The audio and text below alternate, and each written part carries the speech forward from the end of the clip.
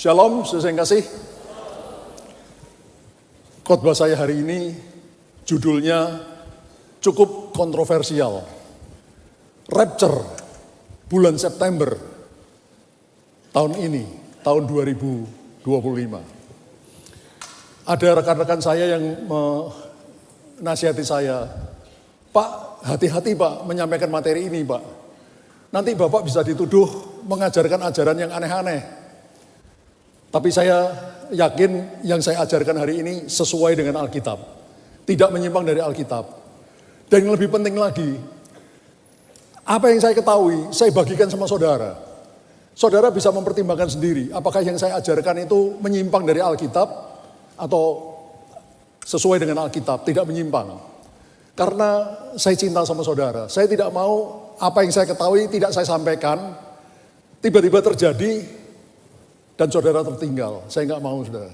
Ya, saya rindu melihat semua kita ikut rapture ketika Yesus datang. Berikan tepuk tangan bagi Tuhan. Haleluya.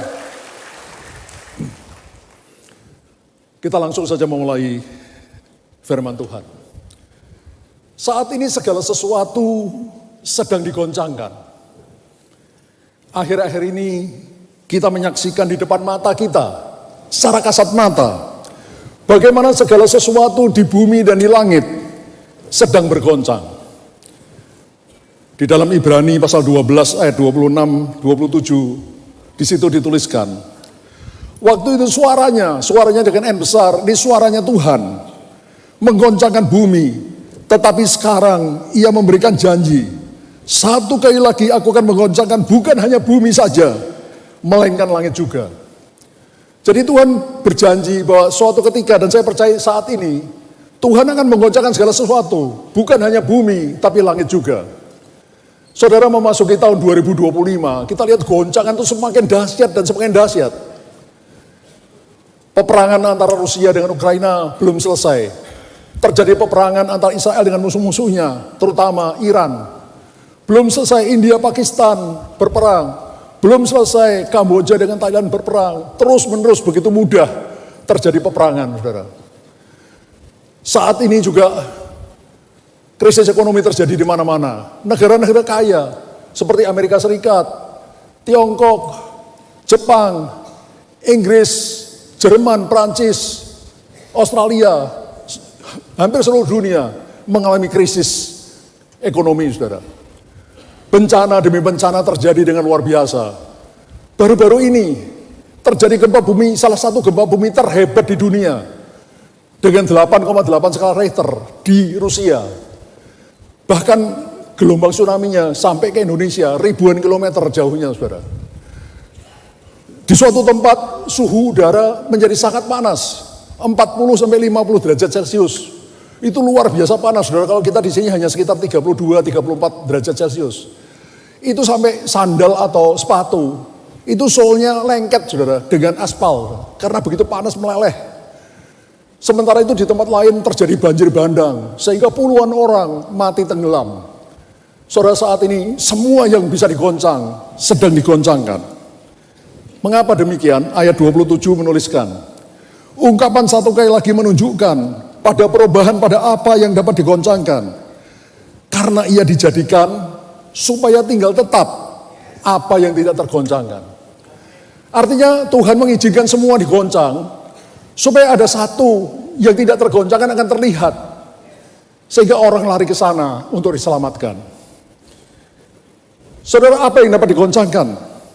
Semua bisa digoncangkan kecuali satu yang tidak bisa digoncangkan. Apa itu? Itu adalah kerajaan yang tidak tergoncangkan atau kerajaan Allah. Ibrani 12 ayat 28a menuliskan, jadi karena kita menerima kerajaan yang tidak tergoncangkan, dengan jelas Alkitab mengatakan, saudara dan saya sudah menerima kerajaan yang tidak tergoncangkan. Katakan, saya menerima kerajaan yang tidak tergoncangkan. Itu kerajaan Allah. Ketika kita menerima Yesus sebagai Tuhan Juru Selamat, bukan hanya di bibir, tapi dalam hati kita, dalam hidup kita, kita menjadikan Dia Tuhan, Raja, Juru Selamat kita. Maka kita masuk dalam kerajaan tidak tergoncangkan, kerajaan Allah.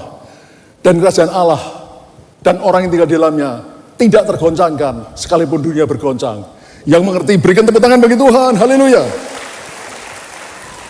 Lalu apa yang harus kita kerjakan? Ibrani 12 ayat 28-29 menuliskan, jadi karena kita menerima kerajaan yang tidak tergoncangkan, marilah kita mengucap syukur. Nomor satu apa saudara? Mengucap syukur. Saudara, di tengah-tengah kegoncangan dunia ini, kita boleh berada dalam kerajaan yang tidak tergoncangkan. Mari kita mengucap syukur, berterima kasih bahwa Tuhan mengizinkan kita ada dalam kerajaan yang tidak tergoncangkan.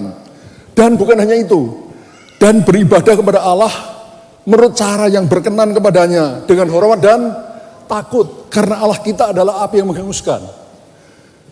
Maaf saudara, saya lihat ada banyak orang Kristen, ya, mereka merasa sudah lahir baru, sudah menerima Yesus sebagai Tuhan Juru Selamat dalam hidupnya, tapi hidupnya ngawur. Apa saudara? Ngawur, hidup semaunya. Saudara, mereka tidak takut berbuat dosa. Ayat ini berkata, dalam kerajaan yang tidak tergoncangkan, kita harus bersyukur dan beribadah pada Allah menurut cara yang berkenan kepadanya, dengan hormat dan takut. Saudara, banyak orang mempermainkan Allah ya. Mereka berkata, Alkitab berkata Allah adalah kasih. God is love. Itu 1000% benar. Allah adalah kasih. Dia mati di salib karena kasih. Tapi ketika kita mempermainkan kasih Allah, suatu ketika kasih Allah akan berubah menjadi murka Allah. God is love akan berubah menjadi God is a consuming fire. Allah adalah api yang menghanguskan. Kalau itu terjadi, celakalah kita. Jadi saudara, jangan main-main dengan Allah. Ya. Allah sangat mengasihi kita, anak-anaknya. Tapi kalau kita terus mempermainkan kasih Allah dengan hidup semau kita, tidak mau bertobat, suatu ketika kasih Allah akan berubah jadi murka Allah. Dan kalau itu terjadi, celakalah kita. Jadi yang pertama-tama kita harus mengerti saudara, makin lama dunia akan makin hebat bergoncang.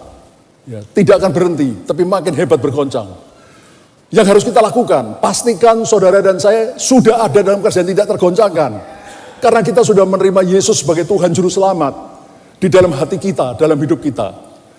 Dan di dalam kerajaan tidak tergoncangkan, kita selalu mengucap syukur pada Allah dan beribadah kepada Allah dengan rasa takut dan gentar, dengan hormat dan takut, karena Allah kita api yang menghanguskan. Do you understand? Berikan tepuk tangan dulu bagi Tuhan. Haleluya. Sekarang kita masuk bagian kedua. Kita disuruh merayakan hari raya Pondok Daun. Lebih dari 10 tahun yang lalu, kita mulai membangun Taman Doa Rumah Pengorbanan. Nah, bangunan pertama di TDRP yang kita bangun adalah Bait Salomo. Karena itu Bait Salomo selesai duluan, sementara yang lain-lain belum selesai, Bait Salomo selesai duluan. Tiba-tiba Tuhan taruh kuat di hati saya. Habiskan Bait Allah Salomo di hari raya Pondok Daun. Saudara, waktu itu hari raya Pondok Daun 28 September 2015. Tuhan taruh, habiskan Bait Allah Salomo. Jadi waktu itu saudara yang tahu, kita bawa perabot Bait Allah di sini, ya, seperti peti perjanjian, pelita emas dan lain-lain, kita arak-arak ke Bait Allah Salomo. Saudara, di luar dugaan saya, ketika saya baca belakangan, ternyata Bait Allah Salomo yang asli di Yerusalem, yang didirikan oleh Raja Salomo, itu ditahbiskan tepat pada hari raya Pondok Daun pada zaman itu. Dan Bait Allah Salomo dibangunnya 7 tahun. Bait Allah Salomo di sini juga 7 tahun, saudara. Dari sejak Tuhan bilang sama saya, bangun Bait Allah di Depok sampai ditahbiskan tepat 7 tahun. Ini semuanya tidak mungkin terjadi kalau bukan Tuhan kita yang menyuruh. Berikan tepuk tangan bagi Tuhan. Nah, sejak 10 tahun itu saudara, 10 tahun yang lalu, maka selanjutnya setiap tahun kita selalu merayakan Hari Raya Pondok Daun. Ya, Hari Raya Pondok Daun itu terdiri dari 3 hari raya, dulu saya sudah pernah terangkan. Hari Raya Peniupan Sangkakala, Hari Raya Pendamaian, dan Hari Raya Pondok Daun. 3 hari raya. Itu termasuk golongan Hari Raya Pondok Daun. Ya, di situ sudah bisa lihat gambar-gambarnya, setiap tahun kita rayakan, ya, Hari Raya Pondok Daun. Saudara, sampai tahun lalu pun masih kita rayakan. Saudara, terus terang, mula-mula saya tidak mengerti, saudara. Mengapa sih kok kita disuruh merayakan Hari Raya Pondok Daun? Gereja-gereja yang lain jarang sekali yang merayakan. Tapi kok kita disuruh merayakan, ya seolah-olah ke Yahudi-Yahudian gitu. Ya, apa maksudnya? Saya nggak ngerti saudara, tapi saya taat. Saya hanya mau taat saja. Lalu Tuhan mulai membukakan rahasianya, satu demi satu. Saudara, ada 7 hari raya tahunan yang harus dirayakan setiap tahun oleh bangsa Israel. Itu bisa saudara dapatkan di dalam kitab Imamat. Ya, Imamat pasal 23. Ada 7 hari raya tahunan yang harus dirayakan oleh bangsa Israel setiap tahunnya. Apa saja ke 7 hari raya itu? Yang pertama, Paskah. Nah, perlu saya kasih tahu, Paskah Yahudi ini beda dengan Paskahnya Kristen. Ya. Paskah Yahudi itu oleh orang Kristen dirayakan sebagai hari raya Jumat Agung. Pada waktu Tuhan Yesus, kita memperingati Tuhan Yesus wafat di atas kayu salib. Itu tepat pada hari raya Paskah Yahudi. Ya. Kemudian esok harinya, bukan esok hari kalau di Israel, itu jam itu mulai jam 6 sore, saudara. Ya, bukan seperti kita jam 12 malam, ganti hari. Ya, di Israel jam 6 sore, itu tiba hari raya roti tidak beragi. Tepat pada hari raya roti tidak beragi, Yesus satu-satunya manusia yang pernah hidup di kolong langit ini, yang tidak pernah berdosa sama sekali, dikuburkan di kuburan batu milik Yusuf Arimatea pada hari raya roti tidak beragi. Esoknya tiba hari raya buah sulung yang dirayakan oleh orang Kristen sebagai hari Paskah, hari Minggu Paskah. Itu sebenarnya orang Yahudi merayakan itu hari raya buah sulung. Tepat pada hari raya buah sulung, Yesus buah sulungnya Allah yang pertama bangkit dari antara orang mati. Hari raya buah sulung. Saudara, 50 hari setelah hari raya buah sulung, setelah Yesus bangkit kemudian naik ke surga, 50 hari, tiba hari raya Pentakosta. Tepat pada hari raya Pentakosta, tepat, Roh Kudus dicurahkan di kamar loteng Yerusalem. 120 murid Yesus penuh dengan Roh Kudus. Lalu Petrus berkhotbah. Sekali Petrus berkhotbah, 3.000 jiwa bertobat dan dibaptiskan. Dan sejak hari raya Pentakosta 2000 tahun yang lalu, gereja Tuhan lahir di atas muka bumi. Tepat pada hari raya Pentakosta. Saudara, hari raya kelima adalah hari raya peniupan sangkakala. Ada yang bilang hari raya trompet, ada yang bilang Rosh Hashanah, ada yang bilang Yom Teruah. Oke, itu nama-nama lain. Saya percaya tepat pada hari raya peniupan sangkakala, Tuhan Yesus akan turun di awan-awan permai. Lalu gereja Tuhan akan rapture, menyongsong Tuhan di angkasa, masuk ke dalam surga. Nanti akan saya terangkan lebih jelas lagi. Kita langsung aja masuk ke hari raya ke-6. Hari raya pendamaian. Atau bahasa lainnya Yom Kippur. Saudara, di hari raya pendamaian, 1 tahun sekali, hanya di hari raya pendamaian, imam besar Israel, bukan imam Israel, imam besar Israel, diizinkan Tuhan masuk ke ruang Maha Kudus di Bait Allah. Menghadap Tuhan di ruang Maha Kudus, pertama-tama dengan membawa darah lembu muda untuk pengampunan dosanya. Kemudian dia masuk kedua kalinya ke ruang Maha Kudus menghadap Tuhan dengan membawa darah kambing jantan untuk pengampunan dosa bangsa Israel. Saya percaya nanti tepat di hari raya pendamaian, Yesus yang tadinya bersama orang kudus, Yesus yang tadi di awan-awan lalu orang kudusnya rapture masuk surga, itu akan kembali ke bumi. Kalau di hari raya sangkakala, peniupan trompet, itu Yesus tidak menginjakkan kakinya di bumi, hanya di awan-awan.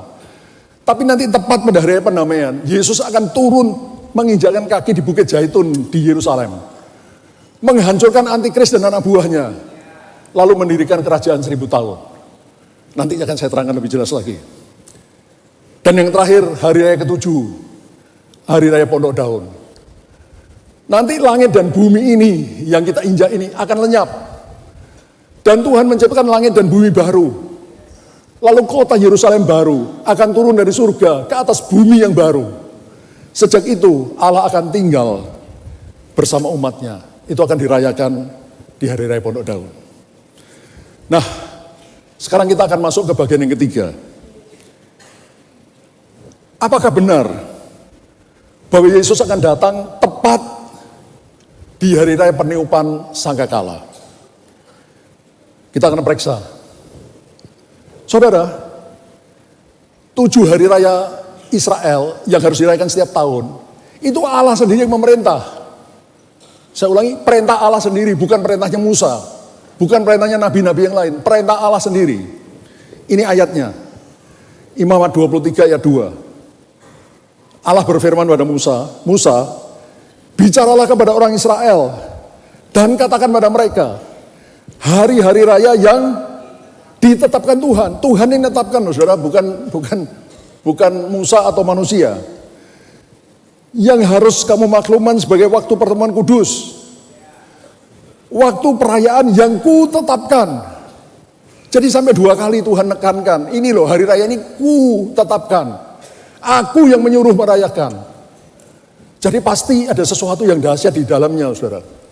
Cuma sayang manusia. Gereja Tuhan banyak yang tidak mengerti rahasia ini, saudara. Saudara, saya menemukan sekurang-kurangnya ada 5 alasan. Mengapa saya yakin Tuhan Yesus akan datang di Hari Raya Pondok Daun. Bukan, di Hari Raya Peniupan Sangkakala. Kenapa? Apa alasannya? Ya, saya bukan karang-karang, saudara. Tapi ada alasan yang kuat.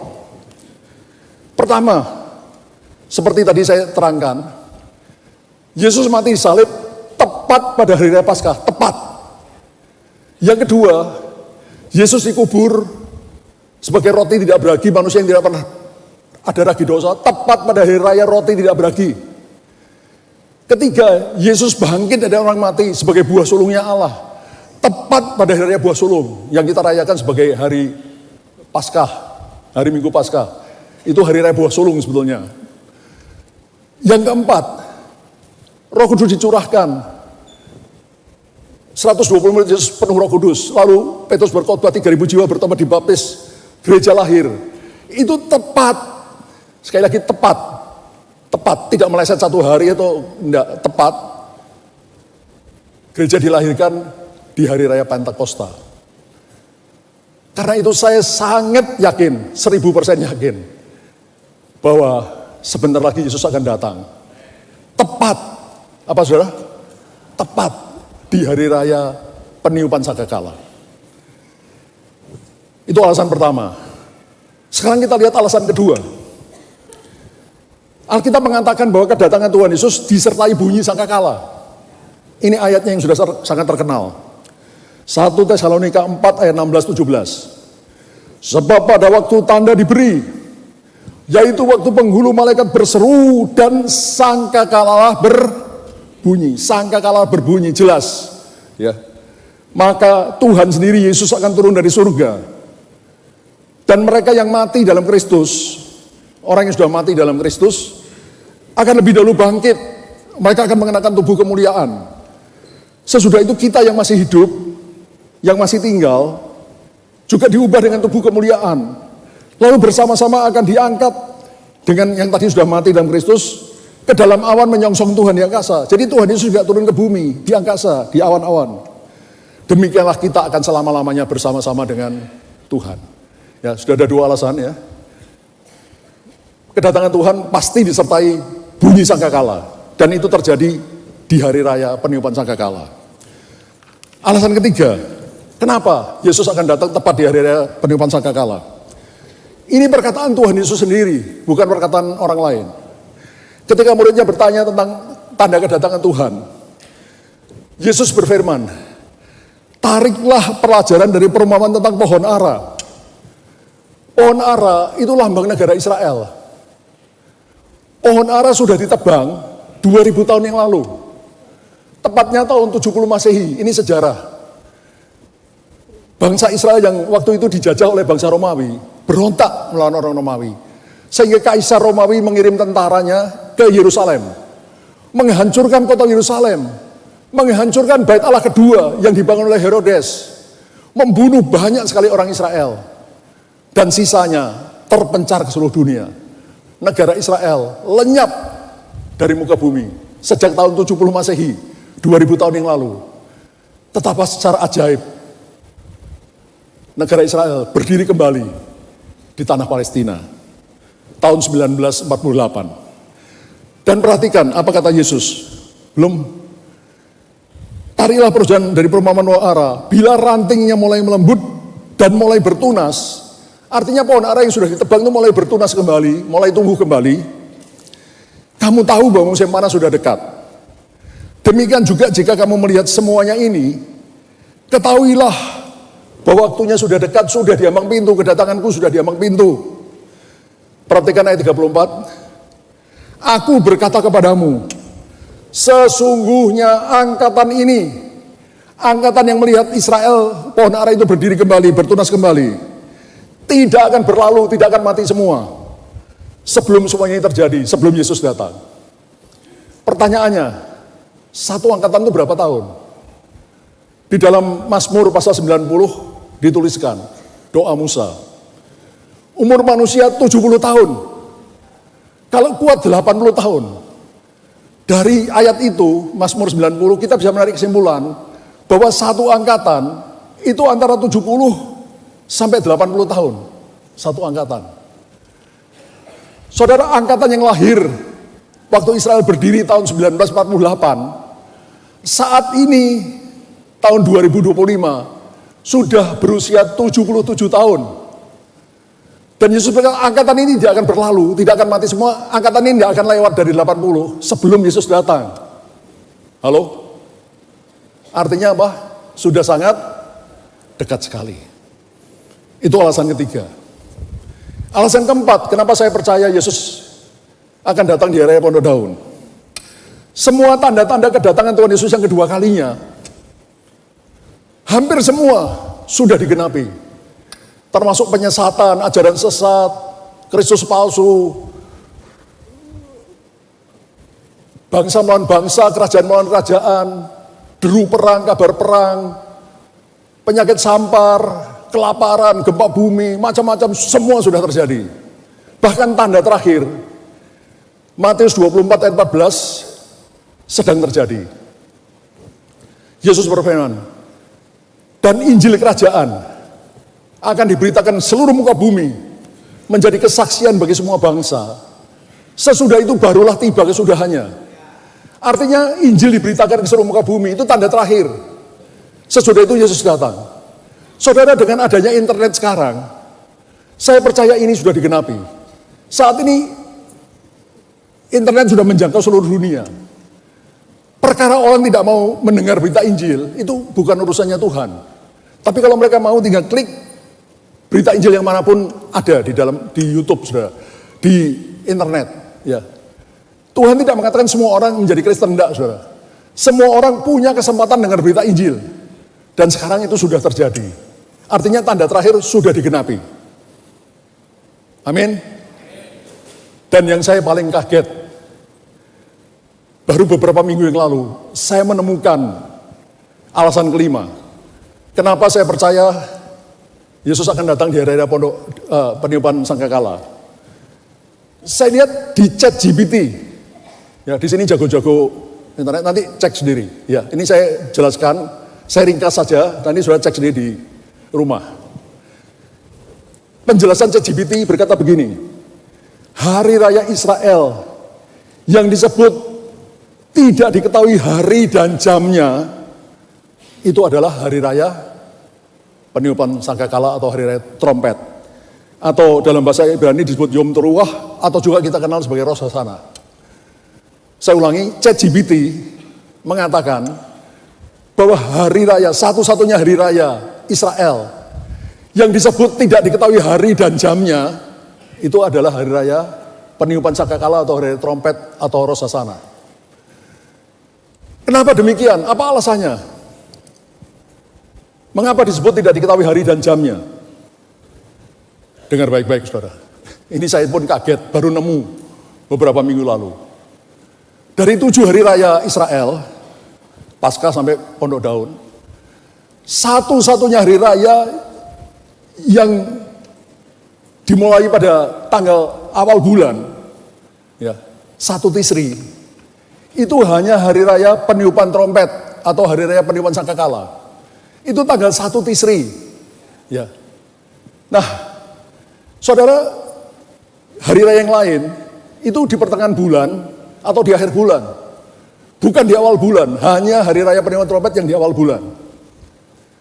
Nah, untuk menentukan apakah suatu hari itu benar hari raya trompet, itu perlu dilihat hilal. Ya, di Indonesia ini kita sudah lihat berkali-kali. Kalau saudara kita dari Muslim mau menentukan tanggal 1 Syawal, hari raya Idul Fitri, itu perlu dilihat hilal. Jadi ketika matahari terbenam, ada beberapa tempat melihat, ya, apakah ada penampakan bulan sabit baru, tipis sekali, di ufuk sebelah barat. Dan itu kelihatannya sebentar lalu hilang lagi, saudara. Nah, kalau ada beberapa teman mengatakan, ya kami melihat hilal, maka pemerintah Indonesia menetapkan, oke, tanggal 1 Syawal dirayakan hari raya Idul Fitri. Kalau tidak, besoknya yang dijadi hari raya Idul Fitri. Itu sebabnya kita berkali-kali kita tahu ya, saudara kita dari Muhammadiyah itu menetapkan hanya pakai hitungan kalender bulan. Tapi kalau NU dan pemerintah selain kalender bulan harus ditentukan lihat hilal. Lihat apakah muncul bulan baru itu di ufuk sebelah barat. Kalau muncul, ya itu hari raya 1 Syawal, hari raya Idul Fitri. Karena itu hari raya itu jadi ada 2 hari. Ya, hari raya tadi ya peniupan trompet. Itu jadinya ditentukan 2 hari. Karena kalau hari pertama itu dicek tidak kelihatan hilal, apapun alasannya, ya mungkin juga kena awan atau macam-macam, mungkin tidak ada yang lihat hilal, maka ditetapkan langsung besoknya itu hari raya peniupan trompet 1 Tisri. Itu sebabnya hari raya peniupan trompet itu selalu 2 hari. Ya kalau yang satu meleset pasti yang kedua. Do you understand? Satu-satunya hari raya dari 7 hari raya yang disebut tidak diketahui hari dan jamnya, itu hanya hari raya peniupan trompet. Nah, next. Yesus berfirman dalam Matius 24 ayat 36, tetapi tentang hari dan saat itu, jam itu, tidak seorang pun yang tahu. Malaikat di surga tidak, anak pun Yesus sendiri tidak tahu. Hanya Bapa sendiri yang tahu kapan Yesus akan datang menyebut gerejanya. Saudara, hal ini diucapkan Yesus ketika Yesus masih belum mati di atas kayu salib. Belum bangkit. Belum naik ke surga. Karena itu Yesus pada waktu itu tidak tahu akan hari dan jamnya, hanya Bapa sendiri yang tahu. Tapi saya yakin 1000% saat ini Yesus pasti, apa saudara? Pasti sudah tahu kapan dia akan datang menyebut gerejanya. Yang setuju sama saya berikan tepuk tangan bagi Tuhan. Ini perkataan dari ChatGPT sudah ya, bukan saya ya. Perhatikan, beberapa ahli teologi ya, teolog meyakini bahwa pernyataan Yesus ini adalah sebuah idiom. Idiom itu istilah Yahudi yang merujuk pada hari raya trompet atau Yom Teruah. Karena memang hanya hari raya itu, hari raya trompet itu yang tidak diketahui hari dan jamnya sampai dikonfirmasikan. Ada yang melihat sekurang-kurangnya 2 orang melihat hilal bulan sabit baru kelihatan di ujung sebelah barat. Baru dinyatakan itu hari raya trompet. Kalau tidak, otomatis hari berikutnya. Hanya hari raya itu. Karena itu istilah, para ahli ini menduga istilah tidak diketahui hari dan jamnya itu merujuk pada hari raya trompet. Hari raya sangkakala. Do you understand? Berikan tepuk tangan bagi Tuhan. Haleluya. Nah, sekarang saya tiba di bagian yang paling krusial. Ya tadi krusial, ini yang paling krusial. bahwa Yesus akan datang. Di hari raya peniupan sangkakala, hari raya trompet, tahun ini, tahun 2025, yang tidak sampai 2 bulan lagi. Ini bukan saya ngomong, ini saya lihat di YouTube, saudara. Itu linknya saya sertakan. Ya, I saw exactly the exact day nuclear war begins. Saya melihat hari yang pasti di mana perang nuklir akan dimulai. Dan hanya 3% orang Kristen itu yang akan ikut rapture.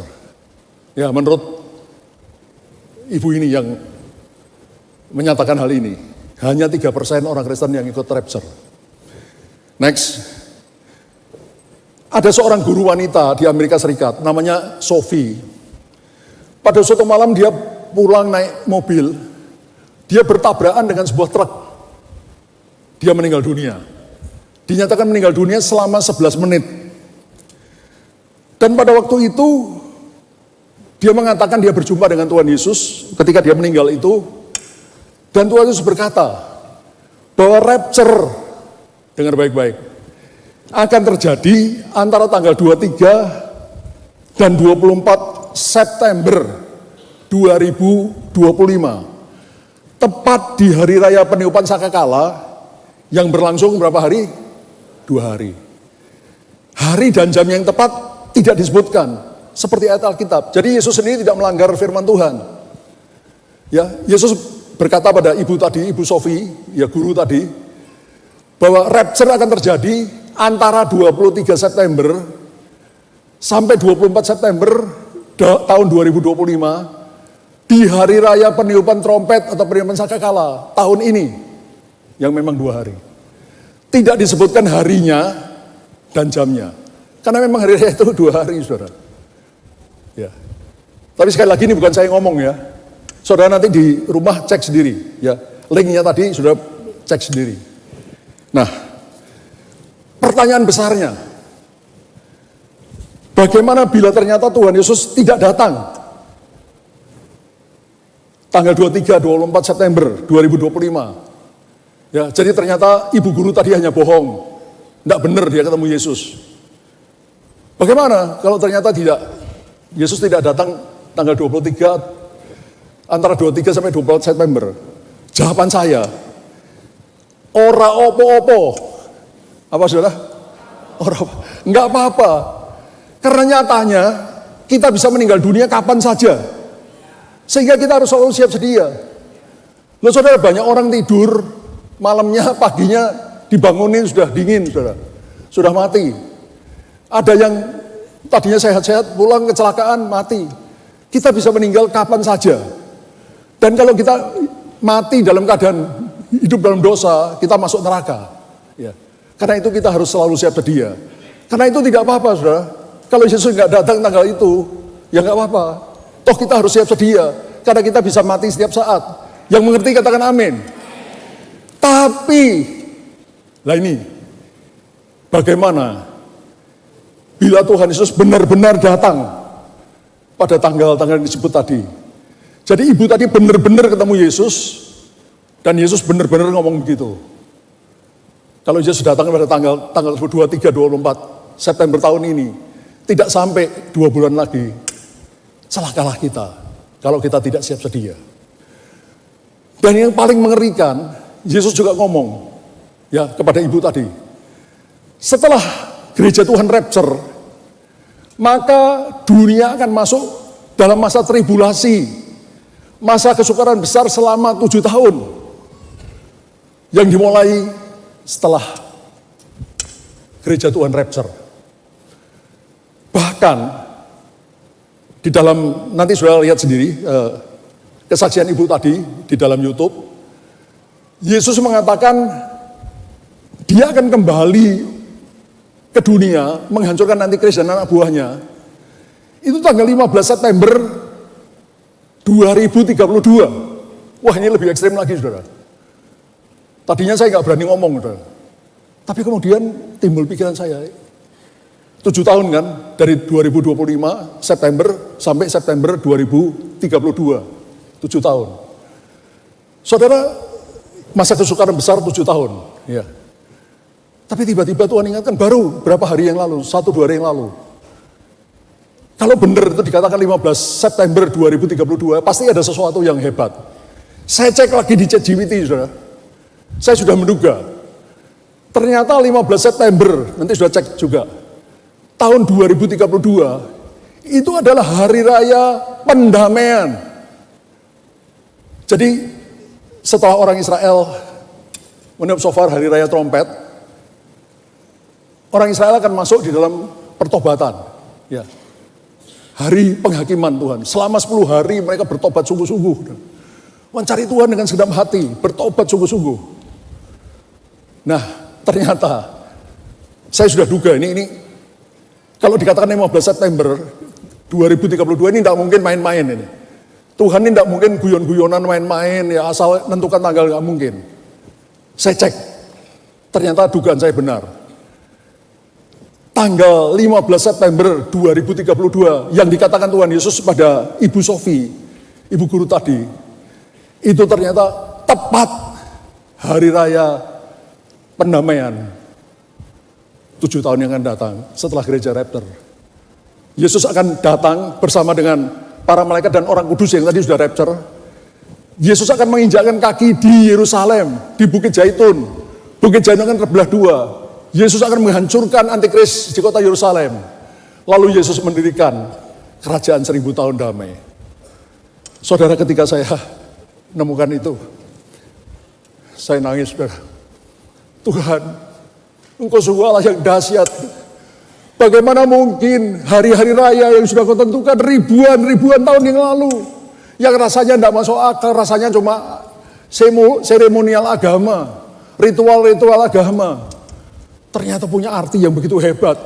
Semua hari raya itu, dari Paskah, roti tidak beragi, buah sulung, Pentakosta, hari raya trompet, hari raya pendamaian, sampai nanti hari raya Pondok Daun, semuanya punya arti yang luar biasa. Karena itu bicara tentang karya penebusan Kristus bagi saudara, bagi saya. Begitu dahsyatnya Tuhan itu. Saudara, sekali lagi saya tidak berani memastikan Yesus pasti datang sebentar lagi 23-24 September 2025. Saya tidak berani memastikan. Karena itu tadi pesan Tuhan kepada ibu tadi.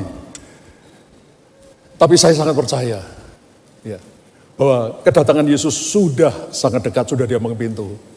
Dan kalau benar Tuhan beri saya, bukakan mata rohani saya, ternyata 7 hari raya yang Tuhan tentukan itu begitu dahsyat, jauh melampaui pikiran kita. Kok bisa begitu? Ternyata memang begitu Tuhan buatnya seperti itu, saudara. Terlalu dahsyat untuk dimengerti. Tapi bagi orang-orang yang takut akan Dia, Tuhan bukakan. Dan saya percaya Tuhan juga bukakan pada saudara sekarang, bahwa kita harus siap sedia, karena waktunya sudah sangat dekat, sudah di ambang pintu. Berikan tepuk tangan bagi Tuhan.